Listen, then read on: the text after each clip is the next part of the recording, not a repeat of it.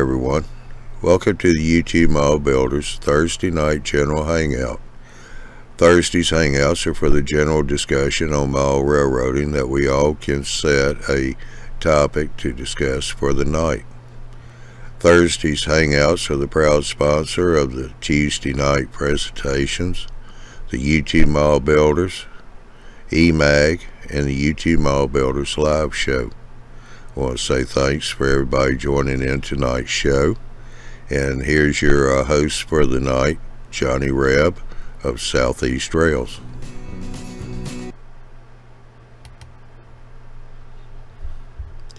Hey everybody, how's everyone doing tonight?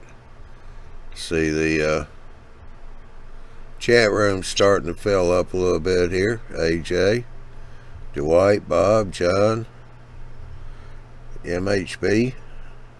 Come on, pronounce that. I know you can. Yeah, right. You got any ideas? MH Pubnook. I'm not sure. Yeah. Howdy, Ron. There's Ron over there. Ron's strange to things. Oh, there's an Andy that comes in here, been in chat. He started coming in our hangouts. We got to get him to start posting pictures of that bridge up on our YouTube site. Oh yeah, those Andy guys are trouble anyway. Why are we always so off the deep end, obsessive with stuff? But that was insane. Yeah, he's got one awesome bridge he's built. Can't even get the whole bridge in this room. I got a picture of that. Let me see if I. Yeah. Here, I got that. I got a picture. Share screen. This was it's like 5 feet long or something. Huh? It's like 25 feet long. 27, I think he said. Yeah, it's amazing. Yeah. Best screen share work. That's. I had to grab a screen grab of that. That's just warms my heart to do that kind of prototype work like that. All scratch built. Yeah, it's a Nicholson bridge and modules.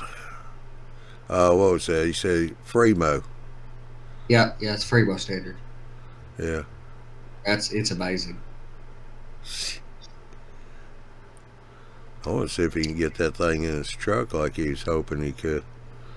He did all the right work too, though. I mean, all the pins to join that section together. I mean, even joining modules together, flat, square, box modules is not for the faint of heart. To join bridge sections like that, get the track alignment right. Yeah. That's a little something.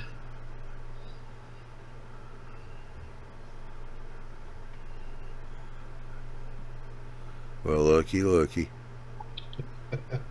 How's everybody doing tonight? We're doing pretty good. How about yourself? I'm doing all right. And a NASA shirt. Good stuff. That's right. Wore that for my buddy Walt.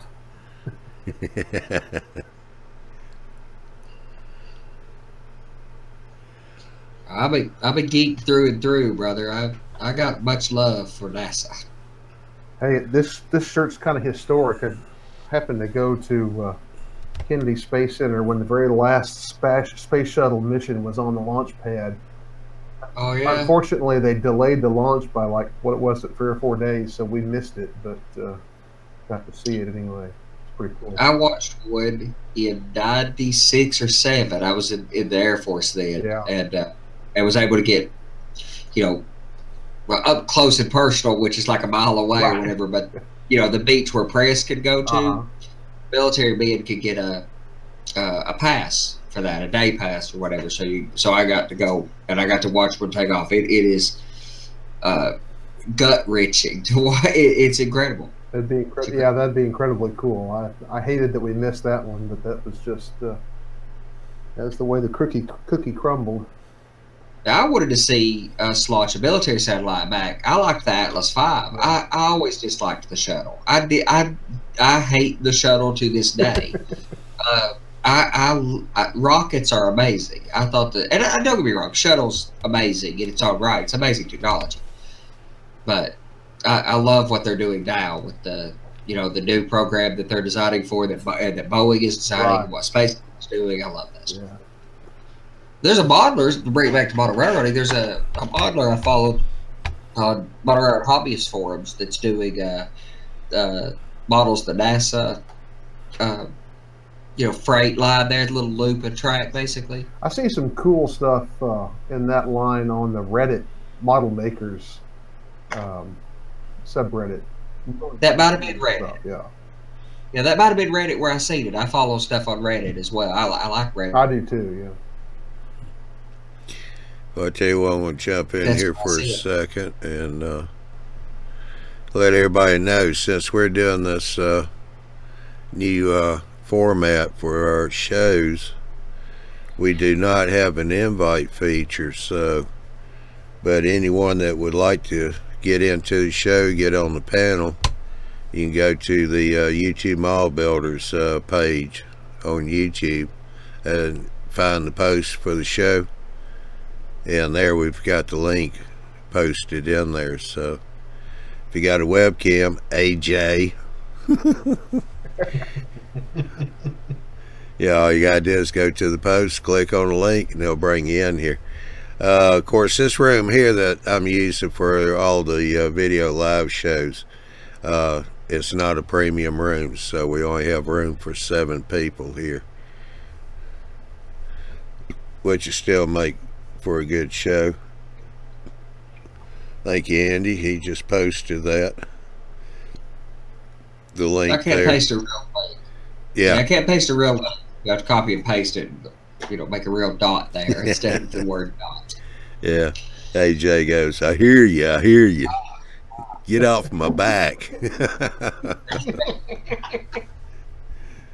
But yeah, for those, if you notice the thumbnail before the show goes live, that is courtesy of AJ, the YTMB news truck.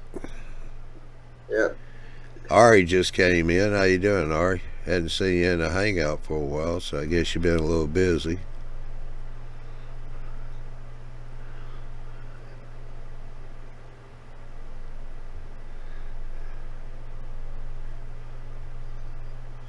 So what you been up to, Ron?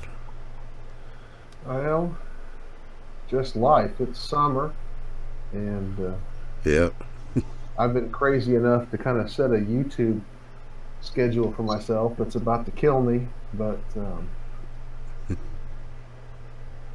other than that, that's about it, I think. Thought I'd take a break tonight, come and join you guys for a little while. Yeah. What are you going to try to do? Yeah, I look at some of these guys that put out videos 5 days a week, and I'm like, man, I don't know how they do that. I'm trying to do 2 a week, and I'm not sure if that's a schedule I'm going to be able to keep when school gets back in session and I start chasing kids around again.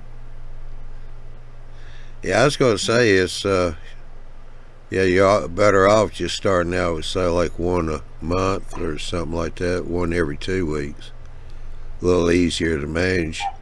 I mean, once you get into it, get started with it, yeah, it's not too bad. I mean, a lot of these people that you see doing a lot of videos, they've got a stockpile. Yeah. You know. Or these YouTubers that are doing daily vlogs and such, the big guys that are getting millions of hits a day, or millions of views on their videos or whatever. Those guys don't have to work full-time jobs. They can make tens of thousands of dollars a month or hundreds of thousands of dollars a month off of YouTube ads. In model railroading, that's a pretty far out there idea. Yeah, I tell you what, guys on the panel, if y'all don't mind, turn your cameras back on so we don't have so many black spots in the show. I want to try and get everything. Except for you, Chris. I don't know if we can deal with that or not. I was just going to say, you really want to see my ugly face? Be glad to have you. Just because y'all got fired up before the show. That's you, Josh. Fired up 1,000. Josh.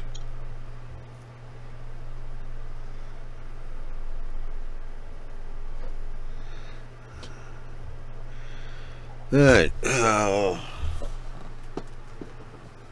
When's your show at, Andy? Let's see. Yeah. We got the Fine Scale show next Tuesday.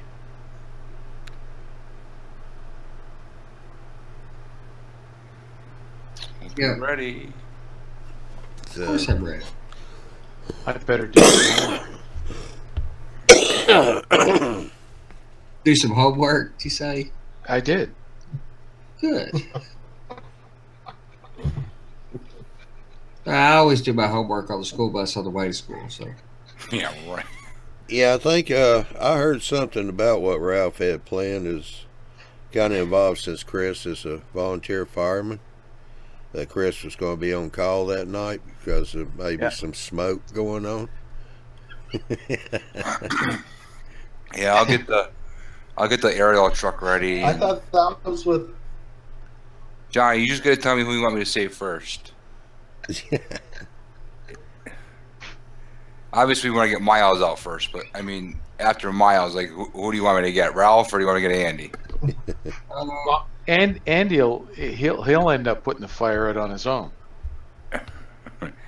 All he has to do is talk. I don't know how hot air helps with that, but I get the argument. I do have plenty of hot air. Only kidding. What is going on here?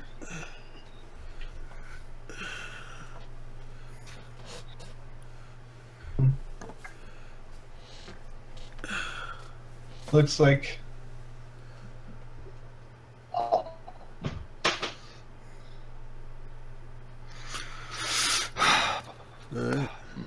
We just got Jim popped in on the chat.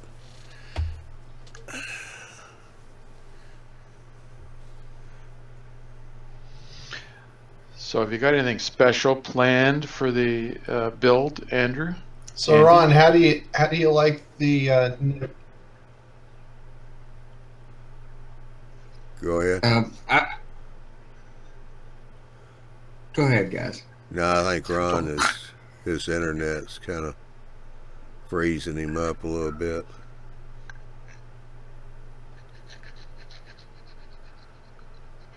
Also, anybody who's new to Appear.in, if your internet service is not, reasonably fast, if you go up to Cam Mike at the top and change it from medium quality or whatever it is to low quality, that low quality is still better than what we experienced on Hangouts, and it will lower your internet usage and how hard it works your internet.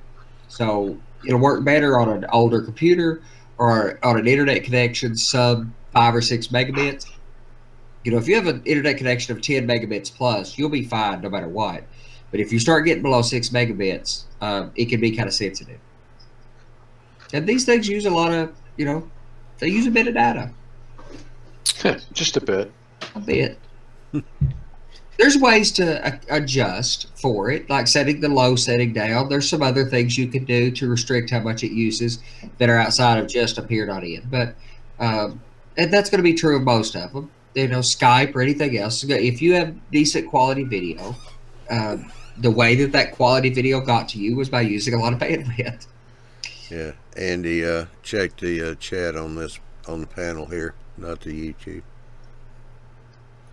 And Dwight, yeah, Phil was in here the other night or last night. He's doing just fine. Just doing honeydew stuff. Doing his thing. I don't know. I think I gotta reset my router. Yeah, your audio went digital. There, Ron, you're starting to sound like R2-D2.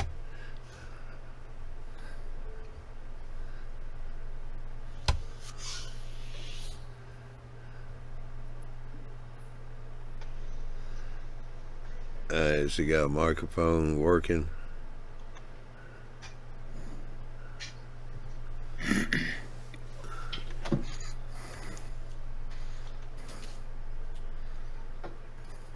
Yeah, your chat's working. Chat's working, no audio. Oh, we've seen this problem in some browsers. So most people have had the best luck using Google Chrome because it is tends to be the most bleeding edge technology-wise. Internet Explorer tends to be behind the pack in most ways. Firefox in the middle. I've used it in Firefox, but other people have problems with it. Google Chrome, that works. Yeah, check your settings too at the top. Walking through the cam mic. Yeah, at the top under cam mic, especially if you're using Chrome, you'll have all the settings. But under cam mic, you'll have a camera drop down, but that's working for you. You'll have a microphone drop down, and you have a video quality setting for good or low, like I mentioned. Oh, Well, it'll drop you out if you change your settings, won't it? it'll refresh it, Yeah. but it'll out right back. But yeah. Well, Yeah, I see Mark's being a yo-yo tonight. It's going Tonight? yo-yo evening and all. It was a yo-yo last night too. Yeah.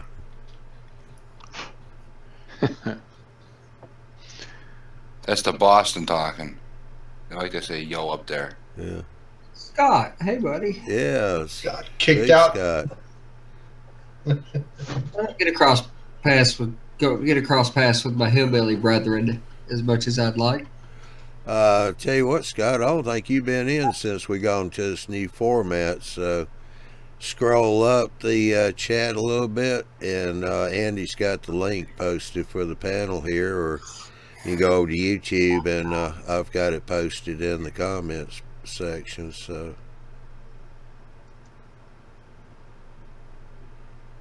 It is posted on the G Plus page as well. yeah.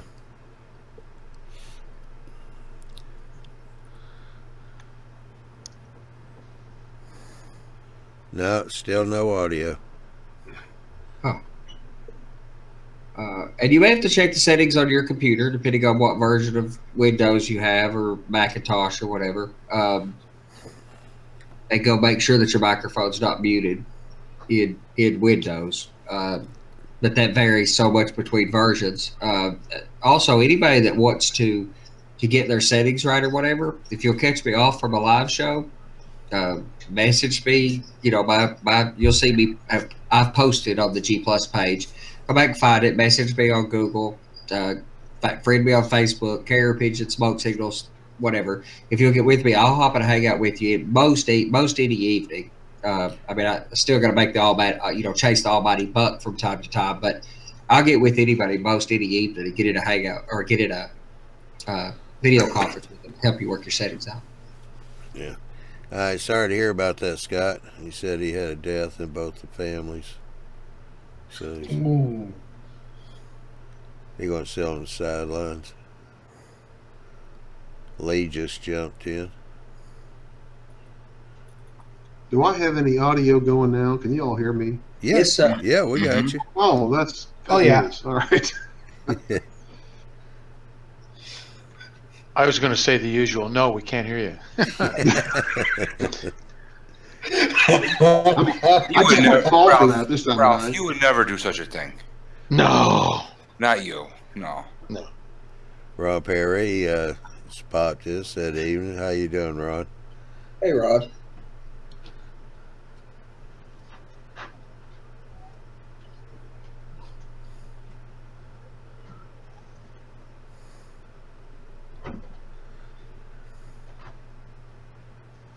Here comes Australia now.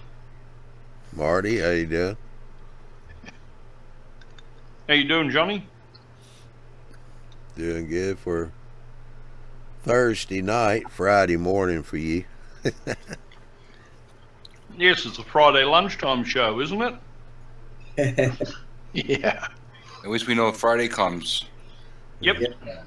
It's all good. It's a bit wet. It's raining, actually, on Friday. No, sure, Lee. What do you got? What? Give us some topics that you want. Dwight, Northern Star Airlines asked a question targeted at you, Ralph, boy. about stripping paint off a model auto, but I'm sure that's true off of anything that you're stripping paint off from. It's plastic. I guess it's with the paint, but if it's not going to take a lot of wear and tear, you can use brake fluid, automotive brake fluid. But what that does to the plastic is it makes it brittle. You may not notice it right away, but before you finish painting it, if you squeeze it wrong, it just might shatter. You can use rubbing alcohol. I normally use 99% isopropyl alcohol, 99%. Another thing you can use is Pine Sol cleaning liquid. Just soak it into Pine Sol. That works. And the other thing is Easy Off oven cleaner. That's pretty intense. It's a little bit toxic, and you should wear gloves, but it's not the one that you spray on the oven and then turn the oven on. This is the one you spray and wipe off. You spray it in a Tupperware container. You put the body into the container. You cover it overnight, and you come back the next morning, and you should have success. I've used alcohol myself on several things, but Atlas locomotives just will not strip. It doesn't work on everything. Yeah, Dwight was asking too. What about Simple Green? Or have you ever heard of that? That's similar to Pine Sol. Yeah, you could try it. The other thing that is specifically for doing that, and I can't buy it up here in Canada, but you guys can buy it down there. It's called Chameleon, and it's reusable. You put it in a container and you let it soak overnight. Use a toothbrush to scrub. But once you've got paint all on, not working. Somebody's in two chats. I think you got your mic right now, brother. Oh, okay. Yeah, but now we got an echo. Yeah, it does have an echo. Yeah, so the Chameleon, once you got the paint off and the paint's all in the liquid, put it through a strainer and take the old paint chips out. Save the liquid. You can reuse it. Yeah. How much creamer? I don't want stuff. Yeah, it really depends. Depends on what it is you're doing and who made it as far as products go, because I've heard people talk about a wide range of products. Yep. I want to try that Chameleon. I think I will try to get some, because I've got Atlas RS3 that I want to strip, and I have a couple shells even because I needed some parts, and I wanted to, try my hand at this before I, destroyed this Atlas locomotive with the Cato drive that runs so doggone flawlessly. But alcohol will not touch it. I mean, it might as well be a vat of water. Yeah. The Chameleon, they won't ship it across the border. I don't know what's in it. And you can use your bare hands with it. Brake fluid, it washes off with water. And then you don't have to worry about getting that on your hands. I've used that too. Somebody steered me away from it years ago, and I don't remember what they told me about. Probably making it brittle, like you were talking about, because that was years ago that I used it. And it depends on where you're working on your desktop and so on. It will attack arborite as well.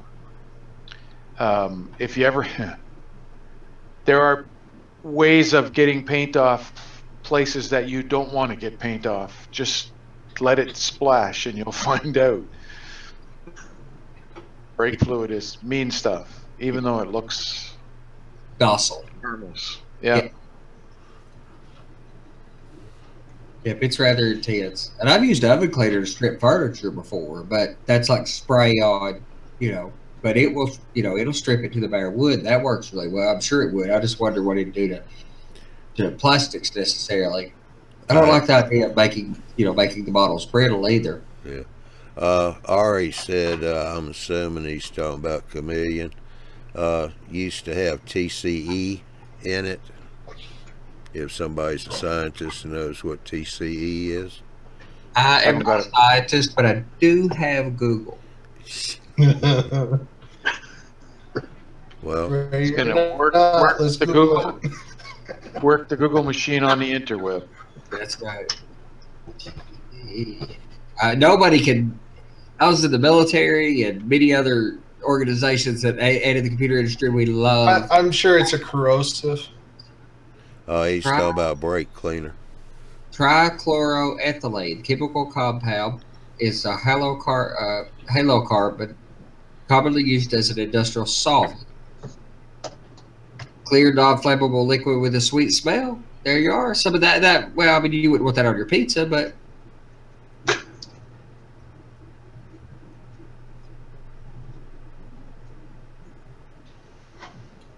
Chlorothene. I've heard of that. It's commonly known as.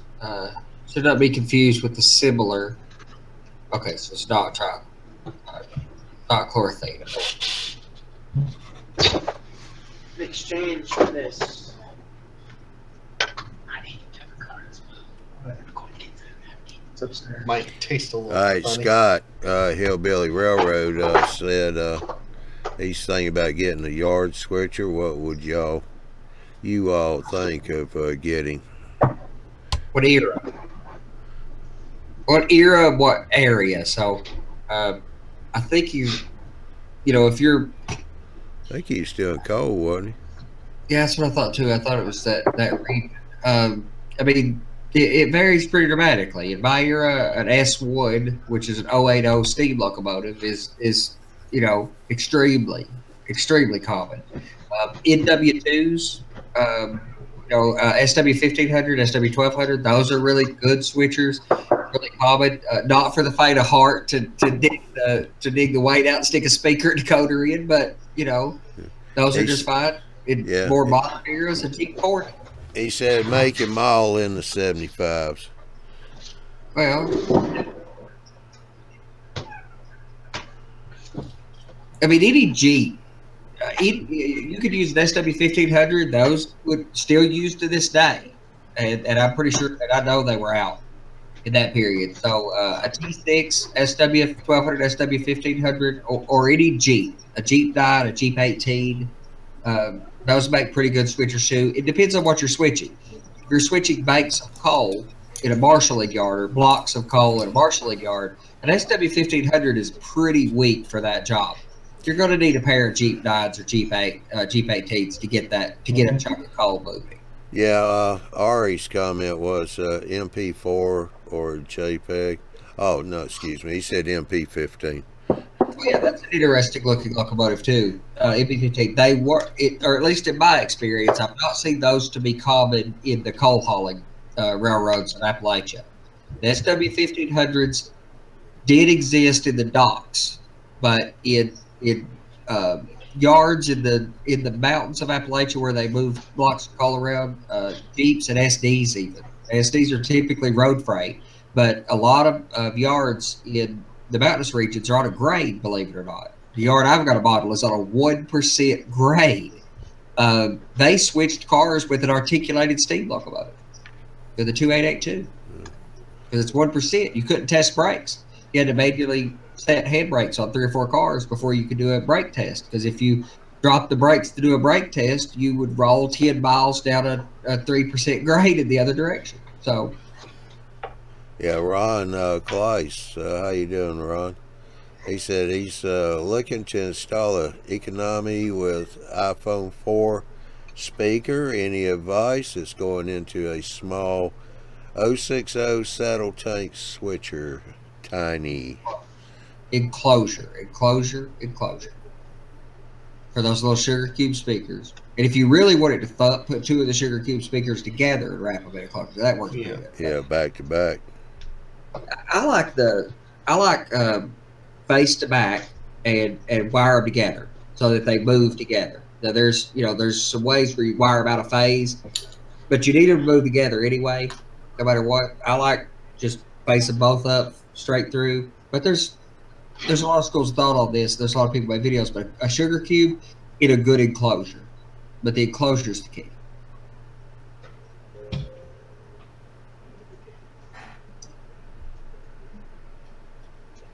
A saddle tank. That would be that's going to be tidy. Yeah, oh, yeah, that's going to be tough. I just watched some of your videos today on Facebook, Rod. That single point turnout is just it's very impressive. I don't mess with Facebook a whole lot, but I even commented on there. I was very, very impressed with that single point switch. All right, you want to try your audio now? And let's see. Okay. Can you hear me now? Yes. Testing 2. Yes, sir. Excellent. And no echo. Wonderful. Yeah. I killed the echo in the settings, but I also couldn't hear any of you. So back to headphones. There's always a trade-off. Yeah. Yeah. Can't wear headphones and glasses. Yeah, love my glasses, but there's consequences. Yeah. So no working on the models.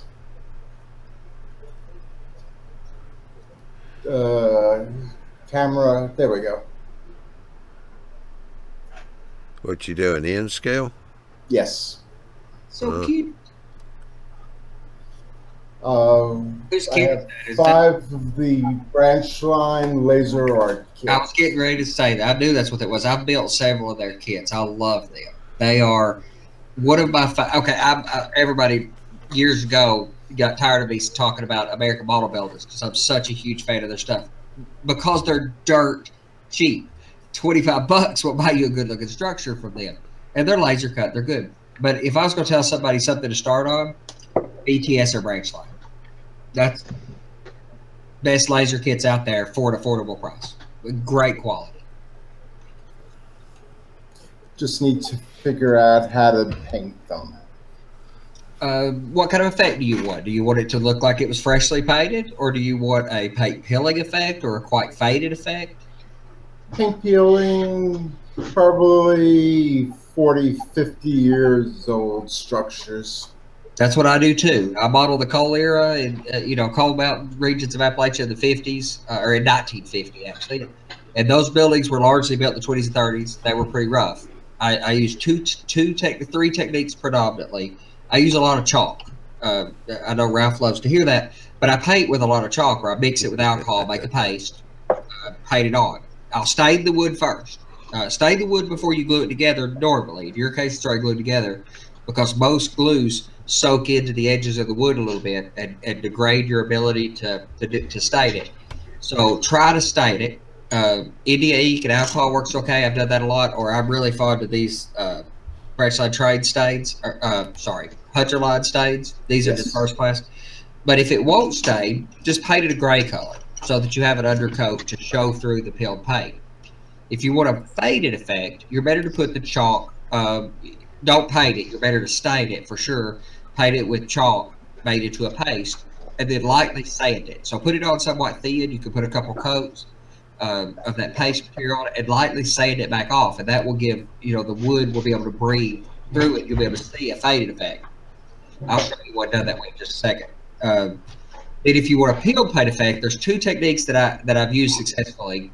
I've used rubber cement for years. I've done that a lot of times, and on plastic as well, where you take a micro brush or small paintbrush, put some rubber cement in spots or on a whole lot of it. Like on my water tanks, I painted them with rubber cement after I stained them.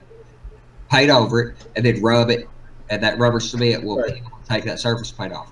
The best technique, and I'm pretty sure Ralph's the guy who turned me on to that technique, is the guy who Ralph reminded me in just a second, who remind us who that fella is that does that, who uses the mineral spirits and acrylic paint.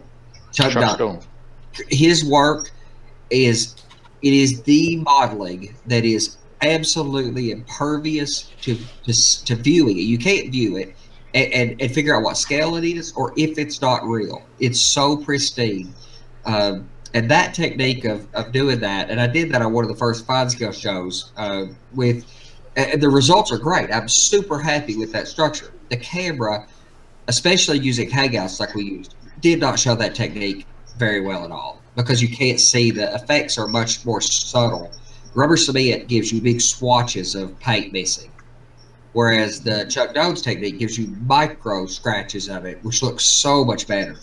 And it's super easy. I mean, use clear tape and, soak it in mineral spirits, paint it, and take clear Scotch tape and tack it off. Okay. And I did it on that show, and on that show you can see the technique, but my results don't show as good in that video as they would here on this. Well, I'll tell you what, since you got your mic going and you can hear us and all, you want to do a little quick introduction? A quick introduction. Sure. I'm AJ. I've been doing color commentary for, what, over a year now? Yeah. Let's see. I'm modeling in N scale, a 40 by 80 inch layout, and behind me, hang on, camera time. So that's the N scale layout over there, and I'm working on a 2-rail Ingle Nook. Awesome. Yeah, he's posted a few pictures on the community about that.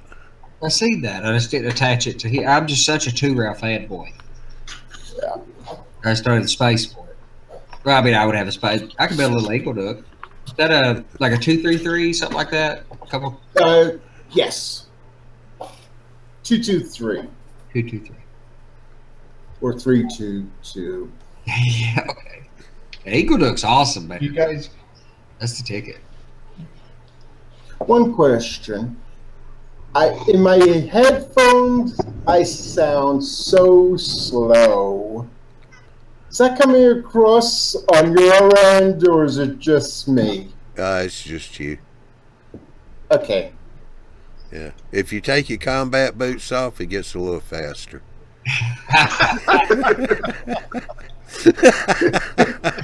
I'm not wearing boots. Well, I think we should all probably put our boots on. You know me. I'm a little lighthearted.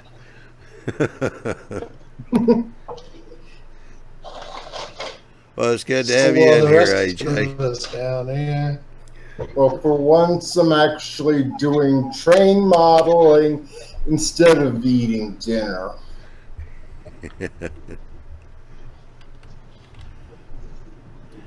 I'm always glad to welcome another N-scaler to the conversation. Well, if you read the article my mom wrote, you'll know that I have everything from G to Z. Wow. Rubber gauger, right? Rubber scale, rubber gauger. That's what most people call it. Yeah. Yes. Yeah, his audio is just a little bit slow, but that's okay. It's dragging a little bit. I thought so too, but I thought when you were saying that, it may be just on my side, but it's dragging a little bit. I have curiosities in all the scales. I've modeled in 3. I've done O-scale 2-rail, not Proto 48. That's what I would do today, but O-scale 2-rail, 5 foot wide game. Of course, HO scale, and I did N scale when I was in service. Hey, Ron. Yes. Which Ron? You talking to me?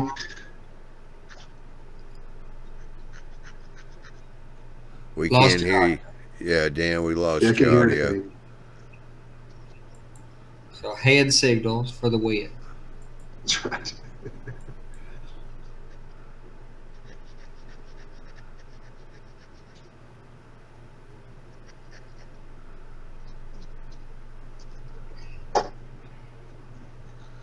Let's see.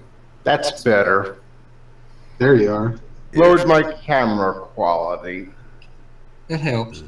And Ron, you just went pixelated, so you may have to refresh. Just hit the Control R. Control R. Oh, there you're back. Where you from, AJ? What part of the country are you in? Originally from New York City, now I'm in Missouri. Which part of Missouri? Festus, just south of St. Louis. St. Louis area, yeah. I'm on the other side of the state and kind of the southwest. I'm somewhere lost between the southwest and the west central. No man's land is what I like to call it. That puts both of you closer to the Kansas City regional coming up in the national coming up in 2018, which media are biding our time for that convention. That's going to be a good one. All right, Scott. Just an hour and a half. Later. Yeah, we'll catch you later, Scott. He said he's going to have to go. See you, Scott. Bye, Scott. Yeah, I'm excited about that one. St. Louis just had an RPM meet, and I was going. I went a couple of years ago. Great. I love the St. Louis RPM. And it seems like I get busy right at that time, and I had to work that weekend. But St. Louis RPM is a great show. I didn't make it this year, but man, there were a couple of really good videos posted on YouTube that had some good coverage from it. Looks like it was a really good show this year. Absolutely. It's been really growing. It was 2 years ago or something like that when I went. I was really pleased with that. Big Bill asked what part of the city were you from? Part of New York City. Brooklyn. All right. Born in Flatbush, raised in Brighton Beach, grew old in Bay Ridge. And I'm still lagging on the audio. Yeah, just a little bit. I sound like Forrest Gump. Just remember, AJ, you said that, not us. Life is a box of chocolate. You never know when you're gonna find a nut. So does that make Andy Lieutenant Dan? Oh my God! I got no comment. I'm Lieutenant Dan. I got no legs. Can you guys hear me now? Yes, sir. No. Try that again. No, can't hear you. Andy, can you guys hear me now? Yes, sir. Yeah, is that Chuck's work? That is. I thought so. That's an example of Chuck Doan's work. Well, we all know who the using that technique. is around here. God, he's just the what he's able to accomplish. I mean, the technique works. I get good results out of it, but I've not done it enough to get that good of results. That's unbelievable. That's amazing. But it is 1/24th scale or something like that. So it is a little larger to work with, but still, no matter what, any model. Just to give you an idea of scale. There you go.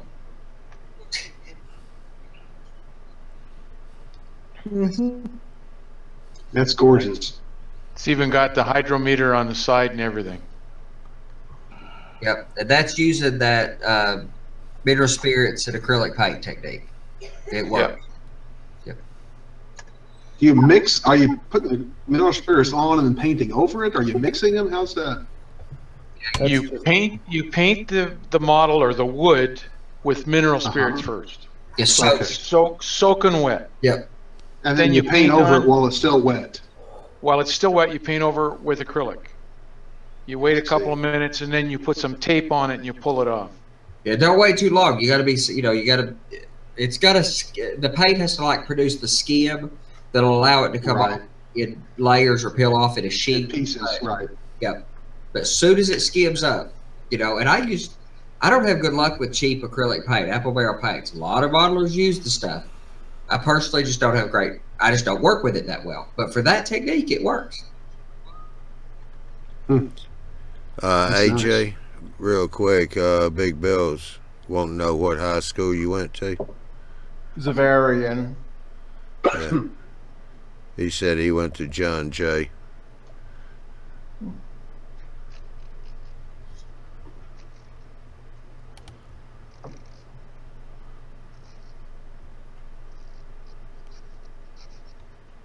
Anyway, Ron, did you noticed the new car that's coming out from Microtrains?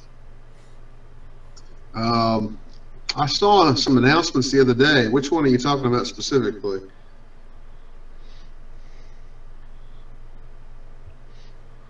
We lost your audio. You lost your audio again. The new Army flat car. The Oh, yes, tri-truck. I did see that. I did see that.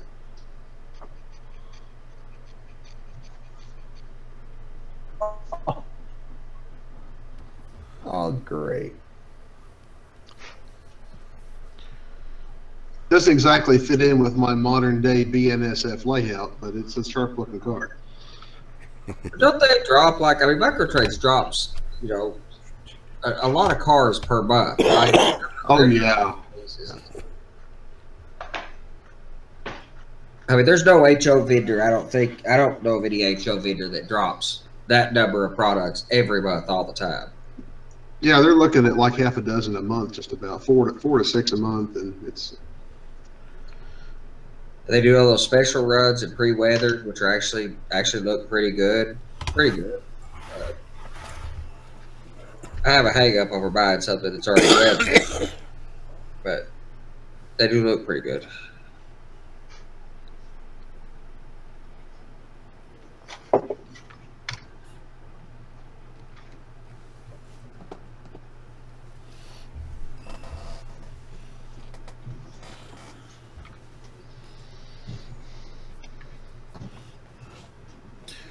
Oh, Chris, I got an email from Chris H.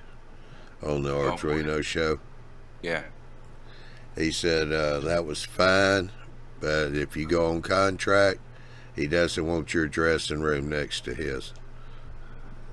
Oh, that's fine. Just tell him I'm getting the bigger room, the bigger suite. Yeah. I just messing with you about that. Yeah. Is my audio out of phase now? Yep. And if I go on contract, Johnny, I bring my roadie with me, and that's Martin. You only got to pay the bus fare. That's all. Listen, if I get what I want, Martin, we're going to be set, buddy. Well, we're going business class, will we? Yeah. I'll send the lure jet down for you. Ah, The lure jet? Yeah. yes, to lure you in. Yeah. Johnny would say his, but he's still missing his turbines. But he's got further to go, hasn't he? No. No. You've got further to go. Yeah. Now mine, I'm having igniter problems on the engines.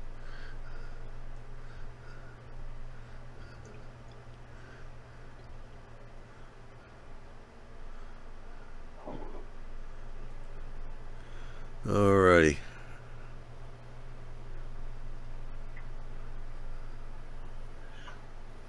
I think Ralph lost his internet. I'm over here checking mine after yesterday. I'm a little gun shy today. My internet went out for about 10.5 hours. Then wanted to act up during the show last night.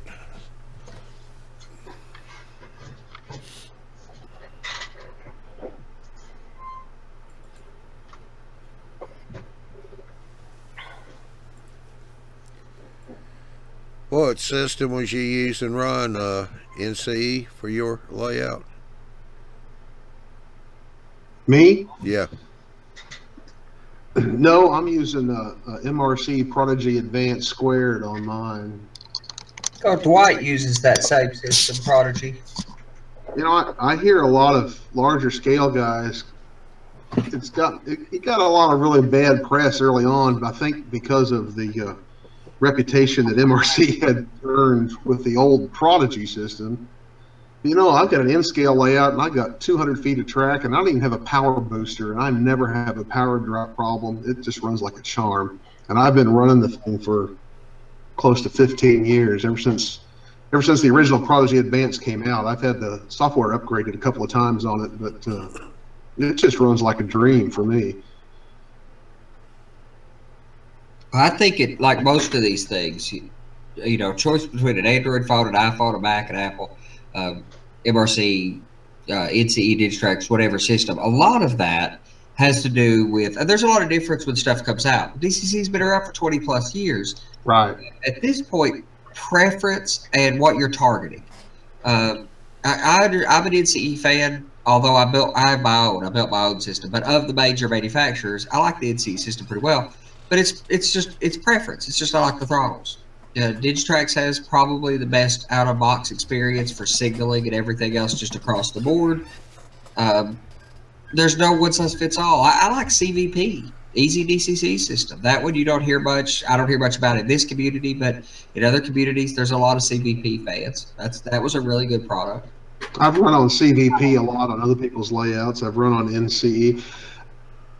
I honestly invested in the Prodigy Advance way back more out of finances, you know, financial concerns than anything else. It was about the least expensive of a higher end system at the time, and still is, probably. But you know, I really like the throttle. It's very intuitive to use. It's about as simple to use, to program, to change CVs as any other system I've met with, and I've just been real happy. In fact, it's one thing I plan down the road to make a video on is about my DCC system and how it's wired, and like I said, I know it's kind of been much maligned by a lot of people in the model railroad press over the years, and I think it's gotten a bad rap because I know as an N-scaler with a fair size layout, I couldn't be happier. Yeah, Dwight said he has no problems with his. And he said it also works now with JMRI. Yeah. I use JMRI to program my decoders, but it's not actually connected into my layout. I don't have any signaling. That's something I'd love to do one of these days. When my kids all move out of the house and I'm not paying for them anymore. So I'm getting closer all the time. I'm sending my second to college this year, so 2 down, 1 to go. Well, we do signaling pretty cheap. I mean, there are commercial solutions out there that you could drop some money on, that you can spend quite a bit of money on signaling, but you can also do it expensively. I haven't looked into it in a while. I used to operate on a layout with a guy before we moved. It's been 6 or 7 years ago, and I know what he spent on his signaling system, and it was insane. Yep. And I haven't really looked into it probably anymore. I've more been investing in the layout as it is now, trying to get it up and going over these last 3 or 4 years than thinking about signaling. But that's definitely a route I'd like to go somewhere down the line. Sure. Well, it's just changed a lot. I mean, that stuff, the automation, the electronics, I mean, there's a lot more of the DIY stuff that a group of us, you know, here, most of this chat, you know, actually, as it were, our avid Arduino fanboys, you know, building your own signal system for $5, you know, per control. And you can control several aspects with that. So there are some inexpensive ways to do it, but there's a lot of vendors making products that are pretty cheap these days too. That Arduino thing is, of course, that's new to me, but man, that's some cool stuff there. I haven't dug very deep into that yet, but I plan to. I'm excited about what I've seen there. Well, come join us in the rabbit hole. Yeah. It is a rabbit hole. You know, it's a really. AJ, the problem with that is there's about 15 rabbits in that hole already. There's a bunch of us. It's getting tight. Yeah. We love that stuff. It's just What'd you say, Sophia? inexpensive and powerful. Is your thing over at 10 or 11? Probably closer to 11. Nice. Yeah, Dwight said, I'm going to adopt Andy as my kid and let him build and supply my hobby. I love to have somebody pay the way all the time. Quit having to work 60 hours a week to fund my hobby. Yeah. Well, see, Ron, that's where you and I kind of differ a little bit with the kids. I read the parenting manual about 3 weeks after mine was born. I even got into the fine print there, you know, in the front, the back, and at the bottom of the pages. So once he got up and out of school and got his first job, he got going, he bought a house. So I knocked on his door. Now I'm in the basement. There you go. My turn. I keep telling my youngest, he's our one hope. He's got to get that nice house with the pool by the time I'm old enough to retire, because I need that room in the basement. Yeah. You're my only hope. You're my last hope. Obi-Wan Kenobi. All right. See, you knew where I was going with that one. No, I'm a big Star Wars fan.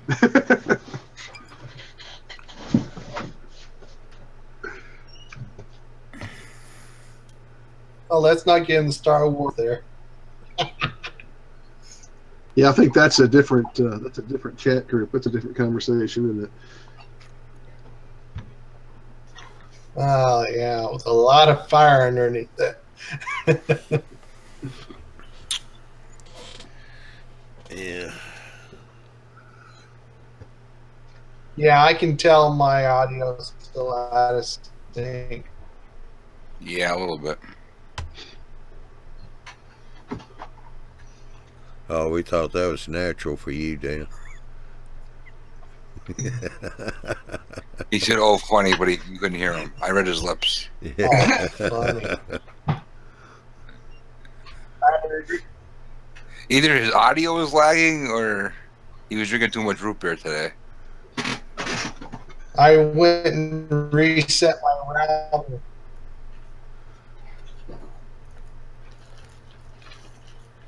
Try refreshing again because you still got it, buddy.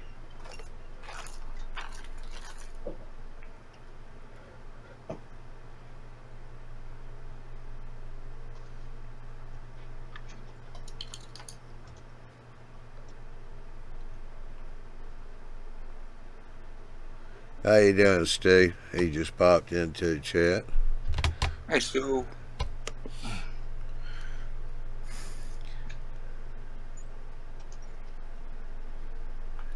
Well, the great state of Idaho is back. Oh, funny. Still lagging, though, aren't I? Your video is, but not your audio.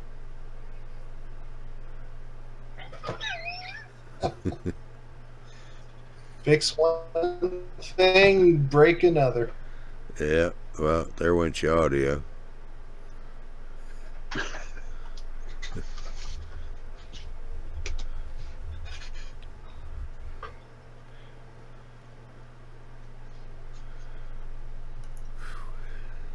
I'll see you guys on the flip side. I'm having too much problems being. Alrighty. We'll catch So up to Mark- you later. So, Martin, you working on anything cool? Well, I watched this program last night on Fritzing. See, why do you got to bring this up now? And I'm sitting here trying to find out if there's any Digitrax parts for Fritzing. No, we got to make them. Yeah, that's what I've just realised. So I'm giving you a job. Well, I'm sitting here at the moment reading how you use this part editor. Oh, good luck with that. It's I haven't not, figured that out yet. it's not that bad. Or it don't look. No, it's not. It just Well, put it this way: you can't start off with a new part. a new part from scratch. You've got to modify one of the existing parts. So I want to do a DB150 and a DS 100 command station. So when I do the wiring diagrams, I can use them in here. And same with the DS64 and the RX4s and the BDL 168 and the BDL4. You know what you should do is you should make the Sprague in there first. Because the Sprague is a Raspberry Pi product, so. Yeah, and it'll go straight on the Raspberry Pi. Which reminds me, I should go and check the mailbox. Should have had a delivery by now. Well, you didn't have to buy me anything. I got 10 sprogs coming. Jeez. Do you have a bit of a problem? I've got a sprog habit. Yeah, he's gotten a little sproggy here lately. We have frogs here. They got sprogs there. Right. I got 10 sprogs and 14 Raspberry Pis. I think I've got a real problem. Kind of like me and these turnouts. As long as you're only eating the Raspberry Pi and not the frogs. Hey, frog legs aren't bad. They're pretty good. Yeah, frog legs are nice. Right. If you're from Australia or from, the deep south, yeah. We had a fish and frog leg fry just Saturday. Hey, Chris, you can't get any deeper south than Australia. Antarctica. Yeah. Hey, Caroline, how you doing?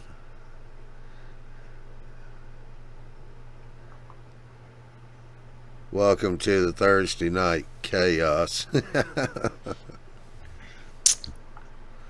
Well, it wasn't chaos, but did you just see what walked through the door? Yeah, chaos has arrived. Look at him. He's got his button-down shirt on, his hair nice and greased up. Look at him. He's looking all spick. He's looking all slick from the show, isn't he? Yeah, his wife must have dressed him.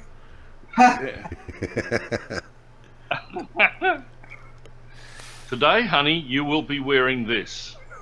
Right. I'm waiting for it. I really am. Yeah. He's got the gears churning. Well, yeah, but the problem is they're always turning. Now your audio's not working, Robert. Oh dear. He froze in time. Yeah. He's frozen and he's got no audio. Martin, make sure he lives for tomorrow. Check the obits. I'll go check the obituaries. Yeah, Ralph came back in and he froze up. Oh, I think Ralph's no, I'm okay. Oh, okay. My computer ended up freezing. Yeah. I got a fix for that. Oh, here we go. Buy an apple. Ask Gideon. All right, Johnny, how's that? Yeah, that works.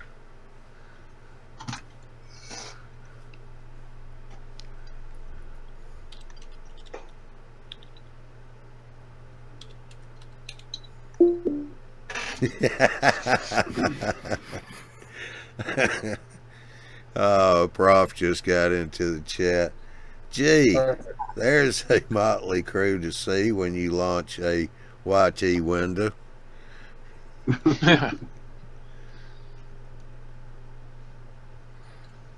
He's got that wrong. We're the Motley Crew. Yeah, the one and only. Right. And that came right from the Don.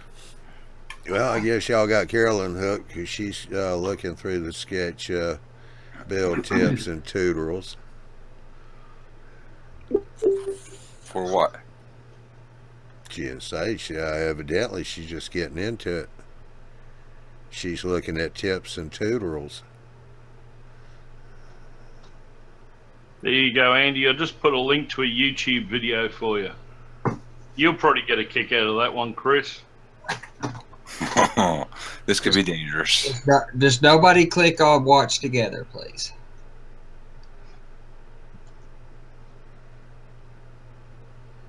Classic Ronnie Corbett sketch.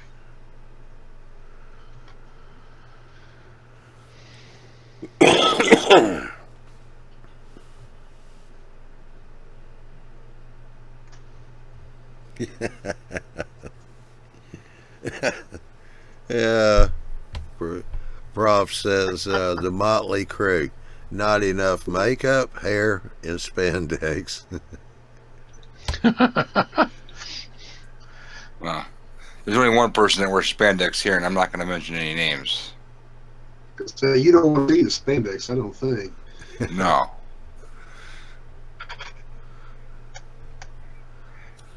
I'm trying to get my hair back from the 80s, but it's kind of hard now since I'm older. I left mine in the 70s somewhere. Yeah.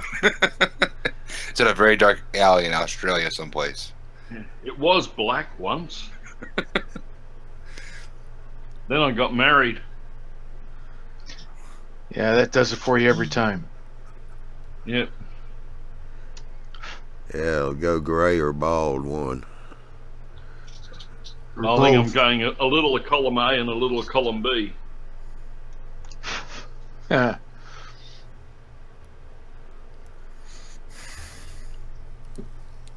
Going for the salt and pepper look. Your audio's R2D2, Robert.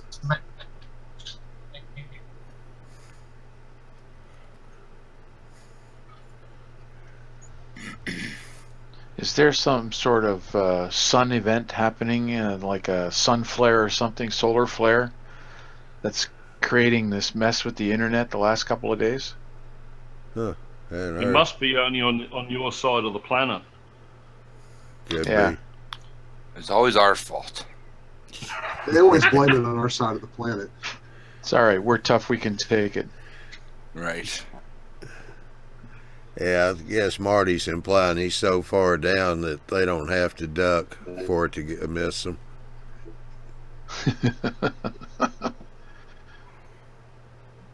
We got to jump up to catch him.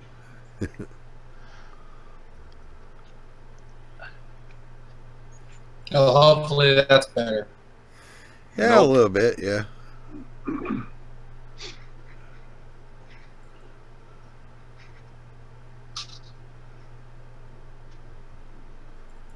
Well, Dwight said no, the sun is unusually quiet for this year. Blame it on the Russians. Oh boy. Here we go. Here we go. What else could it be? Global warming. Oh, jeez, Okay. that's even worse.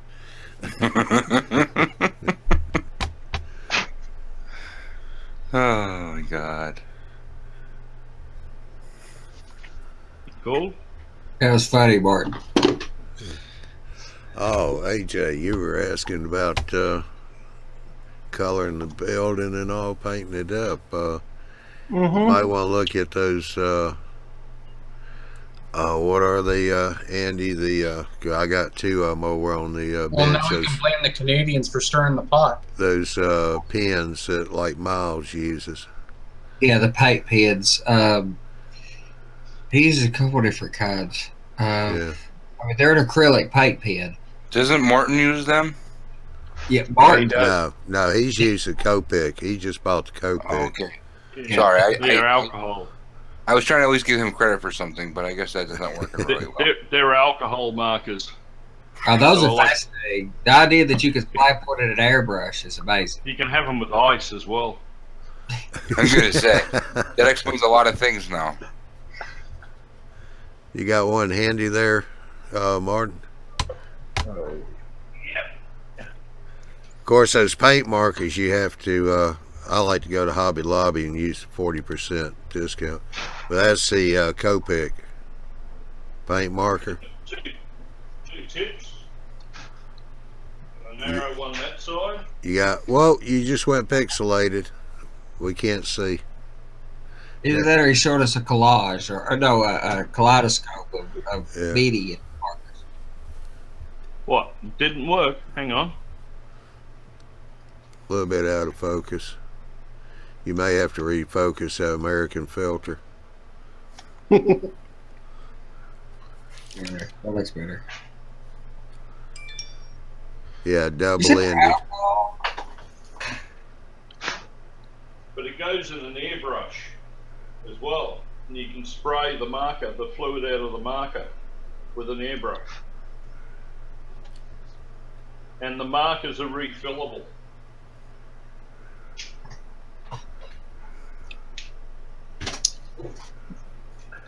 And there's 280 different colors.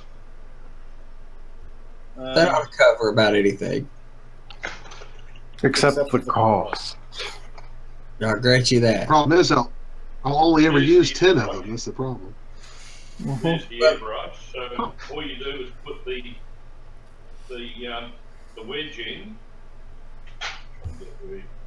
The wedge in straight into there, and then spray. If you want to change colours, have some plug it, put another pen in. No cleaning, no nothing. That's a pretty big selling point for me. That's really awesome. How much is the gun? That's interesting. The spray gun here was $70 Australian, and the pens are about $10 Australian. So what's that? 70. So it's like $20 American. $1.25 a pen. Now, like here, we were looking it up one night. The pens are about the same price, about $10, but the airbrush part was, I think, around $50. Yeah, I think. And that was on Dick Black or something like that. Yeah, you probably find it a little cheaper somewhere else, but that's not too bad for something. I found it good for doing paper, cardboard. They're not good on plastics. No, they're good on painted surfaces on plastic, but like you couldn't paint like one of the cast vehicles I got here. I tried to give a coat of paint with it, and it didn't really like it. So it needs a primer first. Ralph will probably know a bit more about that with all the alcohol dyes and paints and things. Probably if you put a matte finish, it might take a little better. Okay.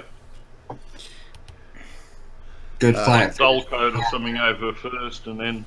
Yeah. Well, we're going to have to work on getting the Redneck Railroader in here. He said, this is like watching Hollywood Squares, LOL. Nobody wins anything at the end, though, but that is pretty... I'd hate to see who he picks for who on the panel here.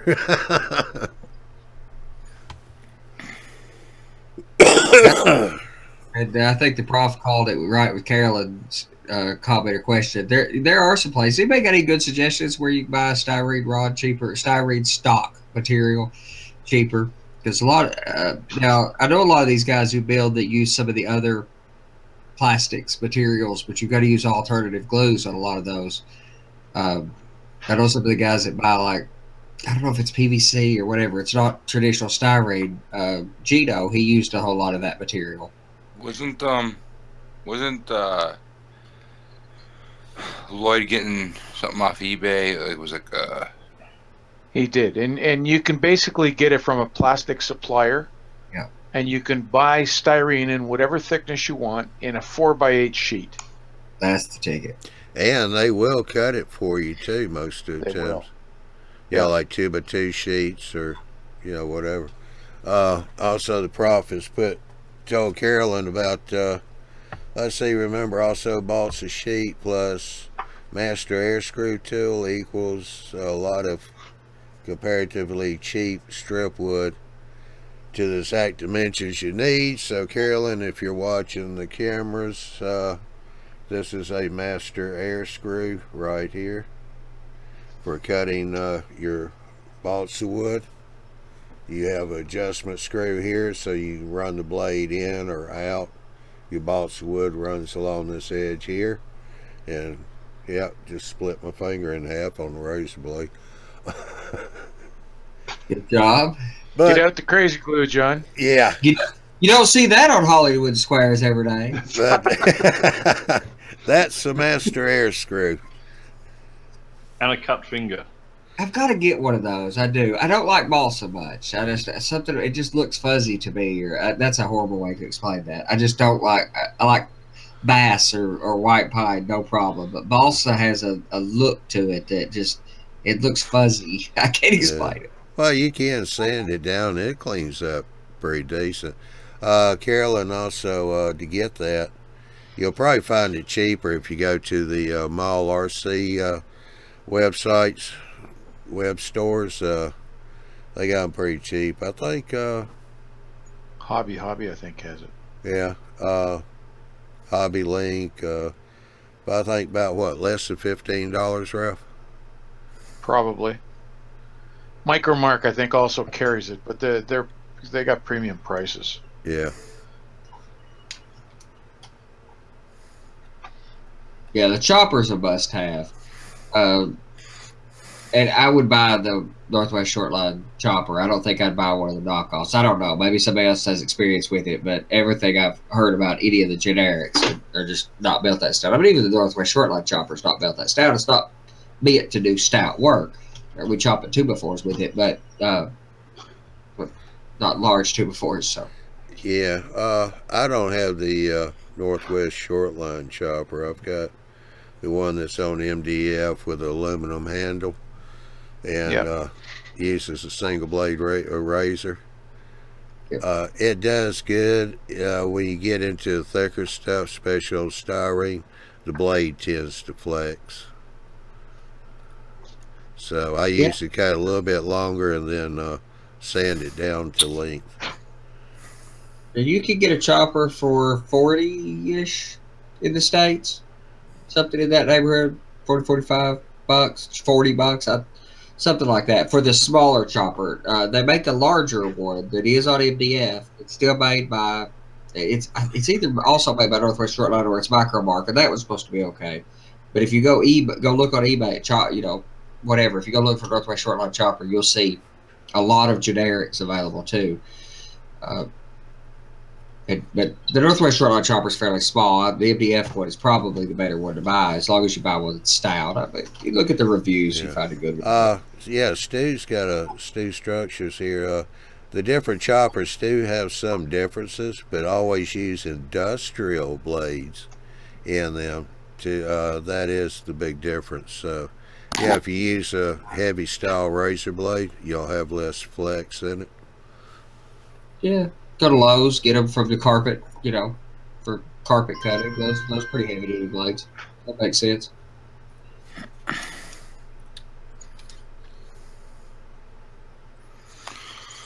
Oh dear. I've looked at those little micro table saws for a while. Haven't decided to since we're in the same vein as that. Some of the guys I've watched that these things that they're basically building out of computer parts. The bitty table saw. I've looked at those for a while. Well, the best one going right now is on Micromark, and it's about $500.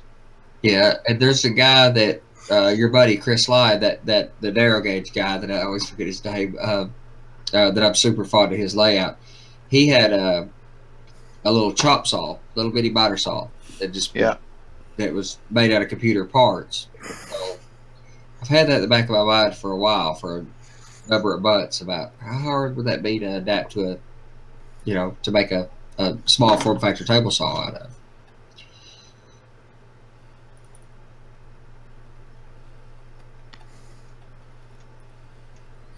Yeah, it'd be kind of interesting to see what people come up with as alternatives to modeling tools and power tools.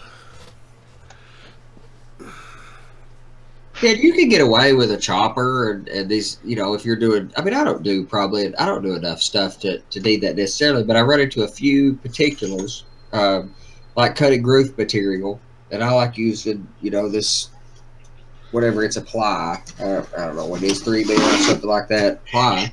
And this stuff, you're not going to cut this stuff. I chop it, I chop it with a miter saw. So just cut it slow. Because it is thin, it is thin, but I cut it on a big 12-inch, double compound sliding miter saw. You're not going to chop this stuff with a. You could cut it with a Xuron or a X-Acto saw, but you're not going to. You could saw your way through it with an X-Acto blade, but you'd be here a while. A long while. So I just mark them all out and I don't think I'll go to the trouble of bringing the saw home to do it from the office, but I just take it to the office, chop my roofing panels out. Well, you might want to look into the little jigsaw at Home Depot. One's got 16-inch throats still. Just clamp your fence on there so you can use it to rip that wood with. Oh, you're talking like a scroll saw. Yeah, or something. scroll saw. Scroll yeah. saw. Yeah, okay. I've looked. We've talked about that for a year or something. When we were doing some remodeling of the office a year or two ago, I went to the pawn shop and bought a few things. I had some tools, but I needed a few oddballs. And pawn shops often have some really good tools at a decent price. So I went looking there. They had a couple scroll saws that she'd had for like 4 or 5 years at the pawn shop. I'm sure they're still there. So I could go buy me a scroll saw for $45. I wasn't sure they would make a good straight line. I mean, they're perfect for cutting out shape of a G or something. The problem with the scroll saw making straight cuts is there's too much flex in the blade. I've attempted that with mine, and I've never had good luck with it. I assume that. Clamp the fence on, and the material goes straight, but the blade flexes too much. If you want a good straight cut, it's not an ideal solution. Well, there are some scroll saws you can get a good straight cut with, but I was wanting to buy one for doing scroll work a long time ago in wood, and it's about $1,000, but it's a good stout machine. But yeah, I mean, if you had a thicker blade, the ones I have are all the ones for making the real tight, scrolling type cuts. Yeah, they probably make a thicker blade that wouldn't have as much flex to it, but I've never really shopped for them. But the blades I've had, I haven't had good luck with that. I mean, they're perfect for doing some of the work, like chopping the windows out if you were cutting out. Oh yeah. Yeah, cut the walls out or something, chopping windows, and, various things. That's perfect, absolutely perfect but for cutting the wire sections, the structure that I'm working on, we've been working on for the Fine Scale show. I've got to cut these roof panels for. They need to be somewhat stout. I mean, the building's going to be a couple feet long, so. Stu. Yeah, Stu said, I've even looked at the one in Micromark. He said the hobby bandsaws are good for that as well, because you can get a lot straighter cut on the bandsaw. Right. Yeah, I've got a full-size bandsaw, and I can cut even pretty fine stuff with it. If you got a fine enough tooth blade. Yeah. Yeah, I've kind of looked at that one that Micromark's got.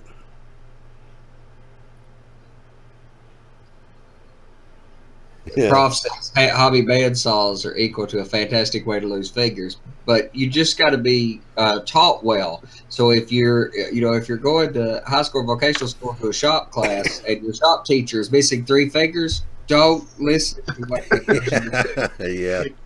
You're running on a different class. That's right. It comes down to having respect for the tool. Yes. Or his name's Stumpy. Stumpy.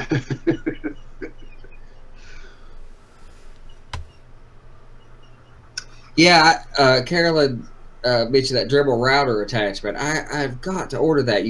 I cannot buy it. I keep meaning to just go buy one of the doggone things. They just don't carry it locally anywhere that I've seen it, because I look for it every time I'm out. I just forget when I'm sitting here and ordering. Yeah, I need to just grab one off Amazon, because I really do want to give it a go. And I mean, I watched Ken Patterson do. I use styrofoam much like he does, and I hadn't found his work. I'd started this layout before I found his work, but that'd be awesome, because I'm having to do it. I'm routing sections out, but I'm doing it the hard way. Yeah, Marty Prof said he asked if you remember the Triton workbench. Oh yes, the good old Triton workbenches. Yeah, is that the one that was that kind of fold-up deal that had a bunch of different tools with it? Yeah, it was like a drop saw bench, and yeah, you could do all sorts of stuff in it. I remember one of those. Dad had one of those. It was the most awkward green color in the world, but it was a very cool tool.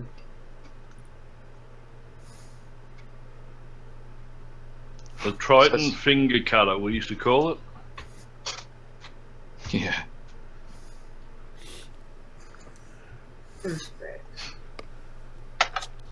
We were just talking about that, Prof. He mentioned using a dribble router to route lines in perspex, clear plastic material and plexiglass, and it's not plexiglass, but similar, to form the edge-lit control panels of this Brooklyn 3 AM layout. We were talking about that recently about etching lines into plastic, because I got this CNC machine, and I thought several times that'd be perfect for building some control panels or something and edge lighting them, because I could use a bit that would, abrase that material to make it diffuse the light better.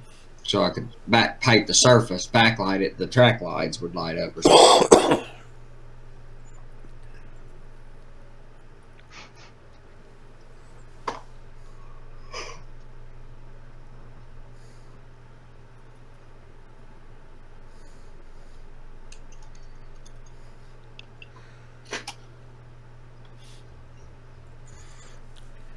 Caroline, if you got a webcam, we'd like to have you in the panel here sometime.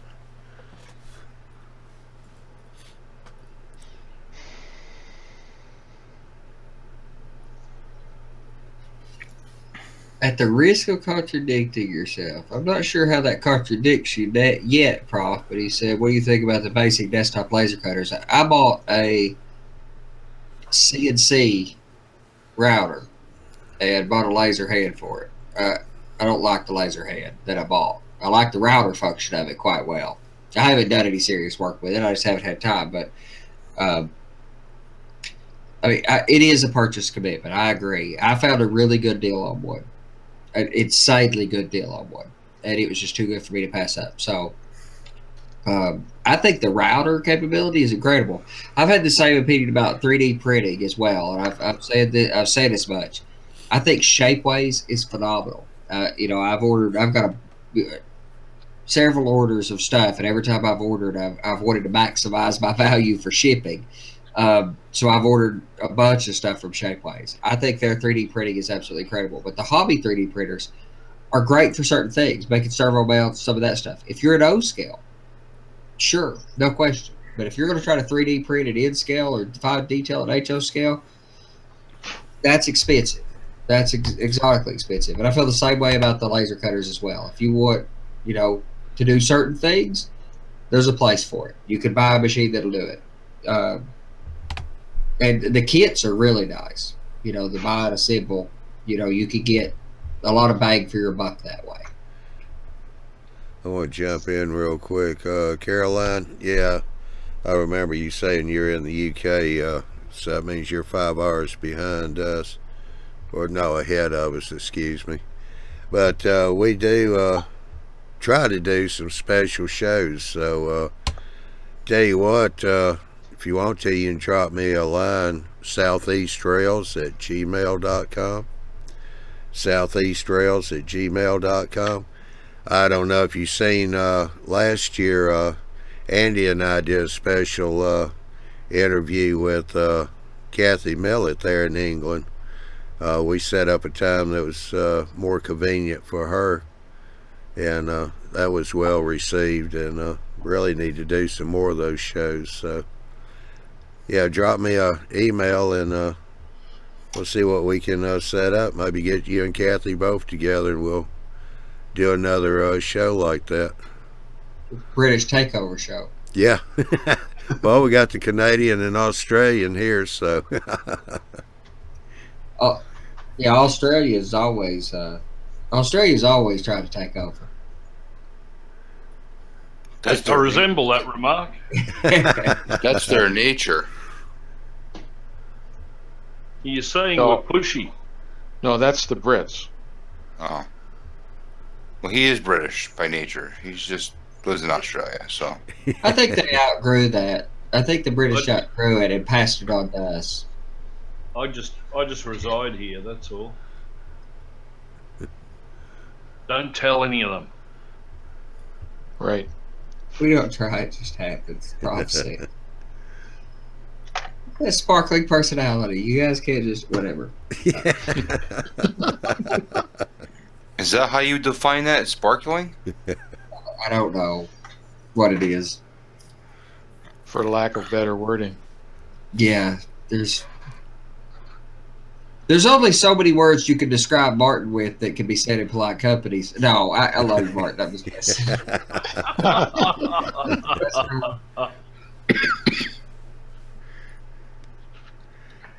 Oh dear. Nervous on people's kids, eh, Marty? Yeah.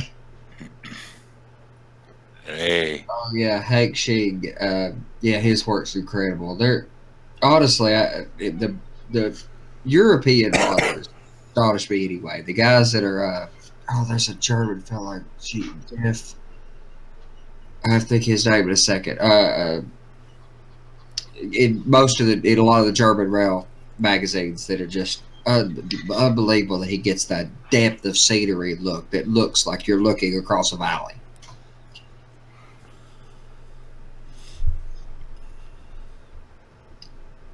Generally speaking, I think the British modelers are further ahead than us in most respects. The DCC systems, like ESU system, that's German, but so European, just the same. That ESU system, the econ system, that's ahead of where DCC is in the States. We're getting there with LCC and some of the other additive features. Yes, Jurg, that's the guy. That's it. That's the guy I'm trying to think of. Thanks, Prof. Ahead of us with DCC, but I mean, when we were, finally getting rid of sawdust, they were on the static grass, and but we're still using ground foam a lot, and they moved on from static grass to these mats and such. So the scenery is just incredible, and you're not seeing ground foam and sawdust. And I mean, like I love to say, I love foam rubber. I think it's great. It makes a couch really comfortable, but on a layout, it's up to whatever. But the stuff that's happened in the hobby space, the Europeans have just incredibly adopted that stuff quickly.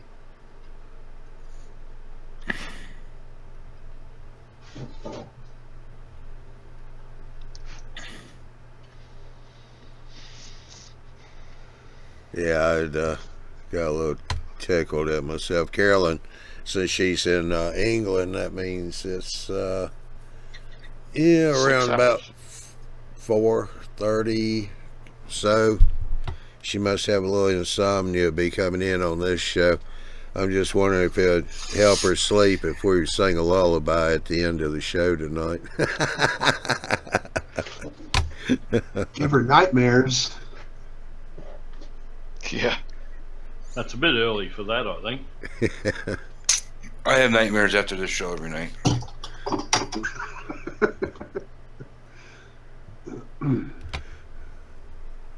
It's the Australians that do it to me. Yeah, he keeps sending you to bed. I know, it's like... You have nightmares during the show, don't you? Yeah. He's like, Ralph, he's like my nanny. Yeah. No, Martin, it's Mark that has the nightmares during the show. Oh yeah, Prof, I've seen those done that way. Actually, he's talking about the rocks, boulders, like the falling rocks. Yeah, that's what I was going to pull you in on that, because Ralph's done that on his layout too. I'm not saying any material. I don't rule anything out. If there's a place for sawdust, there's a place for sawdust. If I modeled a sawmill, I would have a place for sawdust. I just wouldn't paint it green. But there's a place for all of it. I am not at all in favor of, we've got something new, let's replace the old with it. But I'm willing. I treat any new technique as an additive measure.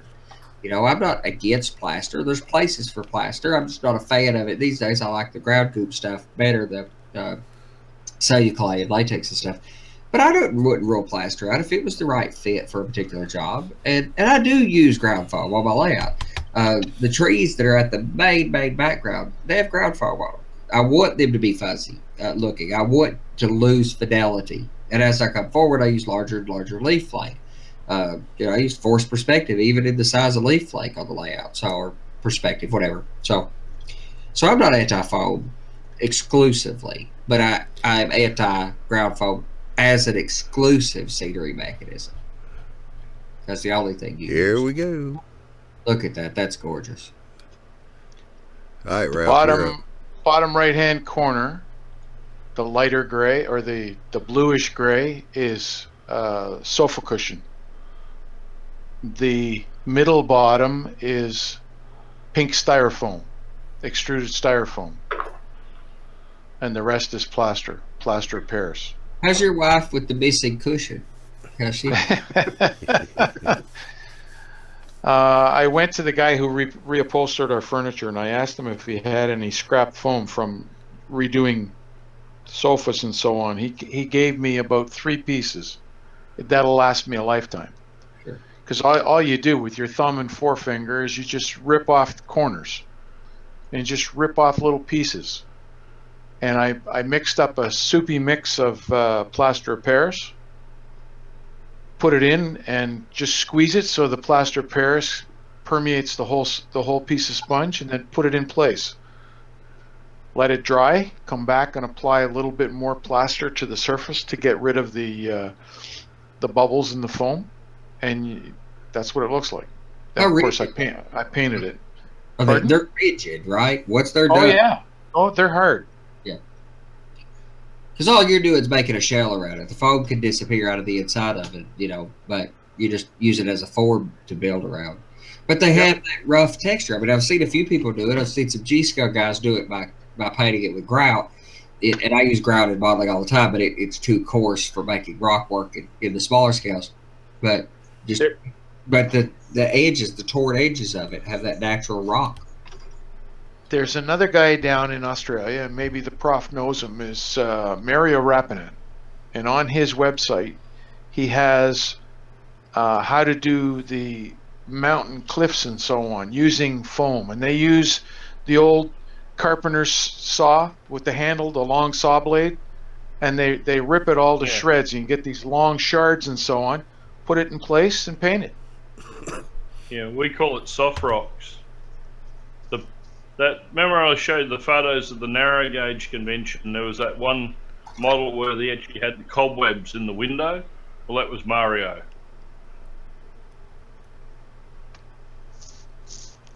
Yeah, he had dropped a link in the chat, or not a link, but something for me to search just a minute ago from the prof did, that is, Mark Fry Soft Rocks.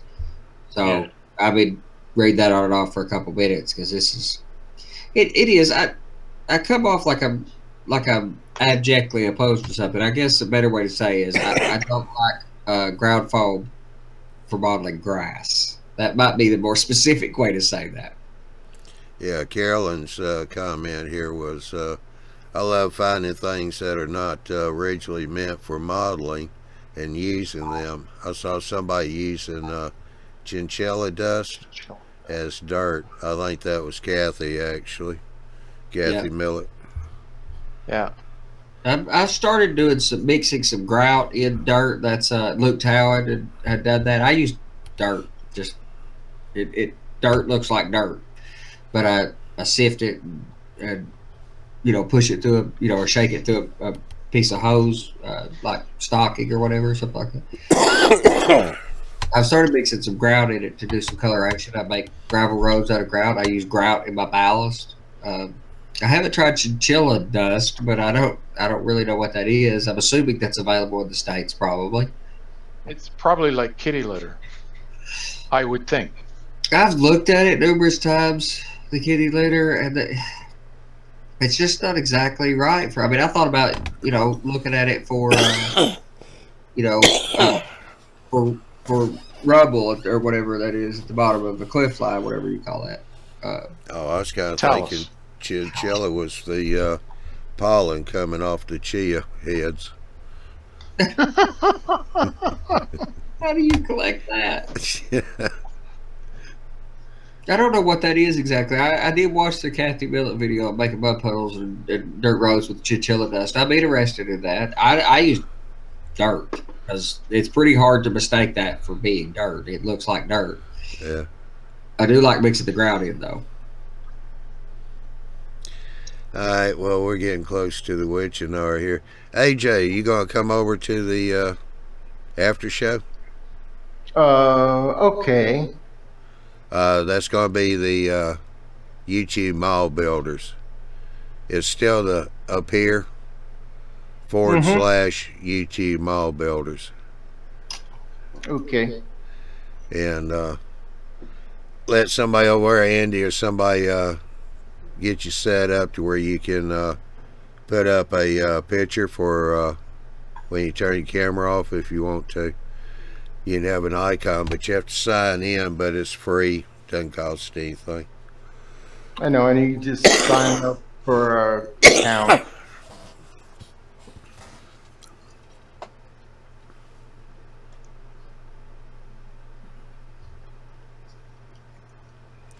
Alrighty, well, kind of run over a little bit. Look forward to getting that email from you, Caroline. And yeah, I myself am a late shift worker too. That's the reason why I don't go to bed till 3, 4 o'clock in the morning. Old habits are very hard to break. Since she's up, John, see if she wants to join us in the other room. Yeah, Caroline, you want to pop in on the well, she's in bed too, so she can chat. Yeah, you can pop in. Pop in anytime, Carolyn, on the all you gotta do is go to appear.in / YouTube Model Builders, and they'll bring you into the what we call our main room. We have people in there sometimes throughout the day, so you can you know, just pop in, see if anybody's there, hang around for a few minutes, because it does put a notification on other people's computers, and I'll let everybody know somebody's in the room. So always hang around, give somebody time to pop in. Like the prof says, we're a motley crew, but you know, we have fun. We try to answer people's questions and share ideas and processes. We are a loving bunch. Oh, Andy says you do such a phenomenal job. Can you put the YouTube link up for the YouTube room? Yes, sir. For Caroline? I will.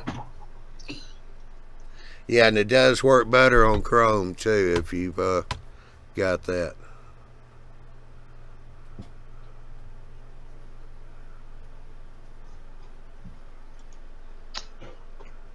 Yeah, we do have other rooms, so if it is full, you can pop into a different room.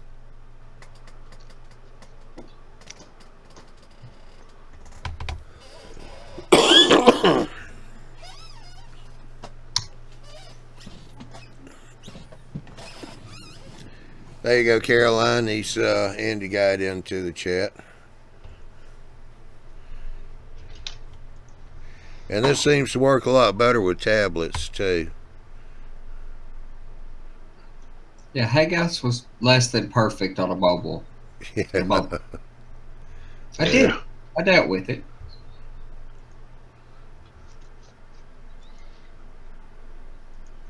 Why does that come up in orange in the chat? I don't see orange, so I see it highlighted in orange. Or as we say down here in the South, orange. Orange. Alrighty, now that I've found my cursor, we shall switch over and put this one in the can. Alright, we appreciate everybody coming in tonight over on chat. Good to see Prof, David, and Ron Perry. He commented that I do pronounce his name right. Appreciate everybody in the chat tonight. AJ, good to see you here on the panel. Good to be here.